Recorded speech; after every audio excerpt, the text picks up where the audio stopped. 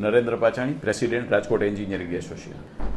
બે દેશો વચ્ચે યુદ્ધ ચાલે છે. આમ તો ઇઝરાયલ અને ઈરાન વચ્ચે ચાલે છે. એની અંદર બીજા દેશો પણ હવે જોડાયા છે કે અમેરિકાએ પણ સાથ આપ્યો છે કે ઈરાનની સરકારમાં જે નેતાઓ છે એને બદલાવાના છે. અને ઈરાનના વળતા હુમલા પેટે એણે ગલ્ફના જુદા જુદા કન્ટ્રીઓ ઉપર હુમલા કર્યા, એટલે વૈશ્વિક પરિસ્થિતિ થોડી ડામાડોળ થઈ છે.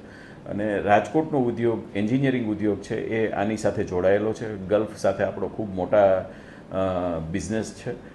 અને ટ્રેડની શરૂઆત આપણી દુબઈથી થાય છે, એટલે આપણા આગળ જતા યુરોપ અને અમેરિકા બાજુ જતા જે માલ, આફ્રિકામાં જતા માલ વાયા દુબઈ થઈ જાય છે. અને દુબઈ પોર્ટ ઉપર પણ હુમલો કરવામાં આવ્યો ત્યારે આપણા એન્જિનિયરિંગ ઉદ્યોગને ખૂબ મોટા પ્રમાણમાં ફટકો પડશે, કેમ કે ઈરાન દ્વારા જે હુમલો કરવામાં આવ્યો છે અને એની હાર્મુઝ સ્ટ્રીટ બંધ કરી દેવામાં આવ્યું છે, એ આપણા માટે ખૂબ નુકસાનદાયક છે. અને આપણા વેસલ્સો અને આપણા કન્ટેનરો જે તે જગ્યાએ ફસાયેલા રહેશે. વધી શકે એવી સંભાવના છે જો યુદ્ધ લાંબુ ચાલે તો.